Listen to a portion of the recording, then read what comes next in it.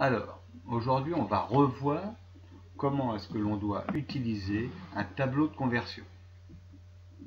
Pour cela, d'abord, il faut bien utiliser une règle importante. Celle-ci, je place le chiffre des unités du nombre, le nombre que j'ai ici, dans la colonne indiquant l'unité avec laquelle la mesure est exprimée. Ici, ma mesure, elle est exprimée en hectogrammes.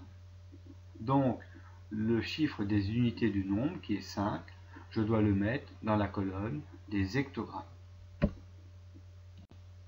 Alors, je place ce chiffre des unités dans la bonne colonne.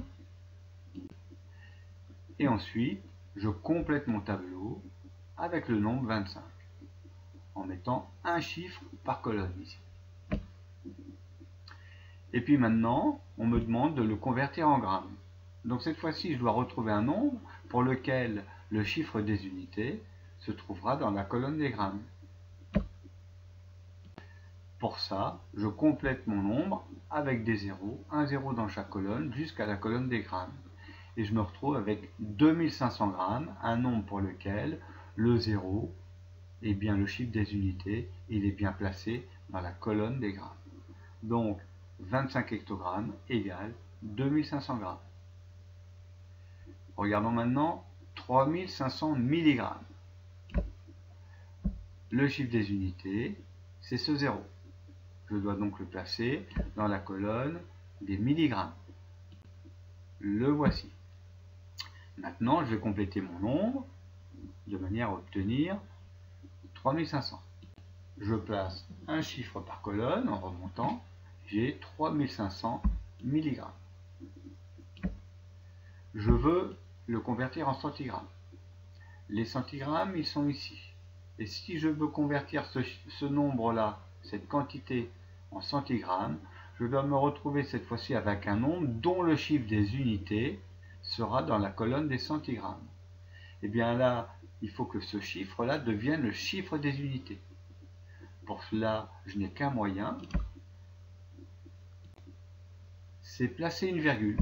Voilà, puisque je sais que le chiffre qui est juste devant la virgule, dans un nombre décimal, c'est toujours celui des unités. Donc si je place une virgule ici, je suis sûr d'avoir le chiffre des unités dans la colonne des centigrammes, et donc ainsi d'obtenir mon résultat, 350 centigrammes.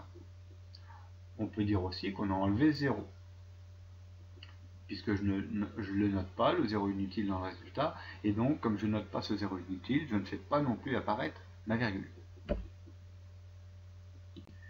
Maintenant, 47,31 kg.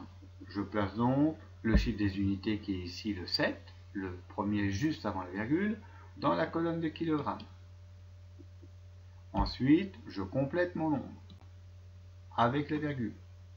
47,31 kg. Je n'oublie aucun chiffre. Et on me demande de le convertir en hectogrammes. Donc, ça veut dire que dans la colonne des hectogrammes, je devrais retrouver cette fois-ci mon chiffre des unités, qui sera le 3. Pour cela, je n'ai qu'un moyen, c'est prendre ma virgule, la déplacer juste derrière le 3, pour transformer ce chiffre 3 en chiffre des unités. Donc, je barre ma première virgule, j'en place une ici, et j'ai bien le 3 dans la colonne des hectogrammes, qui est bien le chiffre des unités de mon nombre, 473,1. Donc 47,31 kg est égal à 473,1 hectogrammes. 12 grammes maintenant.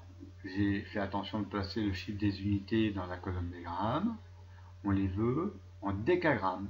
Donc le 1 devra devenir le chiffre des unités. Pour transformer cette mesure en décagrammes, je vais donc placer une virgule et j'obtiens 12 grammes égale 1,2 décagramme. Maintenant, 3,4 kg égale combien de quintaux? Je vous rappelle que le quintal, c'est 100 kg. La tonne, 1000 kg. Et entre les deux, eh bien, on a une colonne qui ne porte pas de nom d'unité. Donc revenons à mes 3,4 kg. Je les place en faisant attention de bien placer le chiffre 3, qui est le chiffre des unités, dans la colonne kg. Voilà, et j'ai placé 3,4 kg.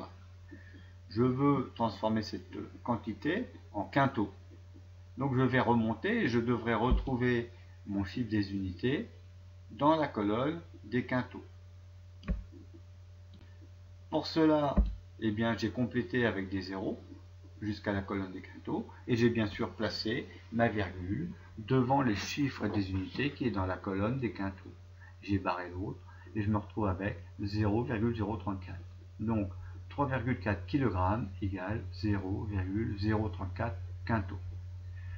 Donc on voit ici que la chose la plus importante à faire avant même d'effectuer la conversion proprement dite, c'est de bien placer le chiffre des unités dans la colonne des unités choisies.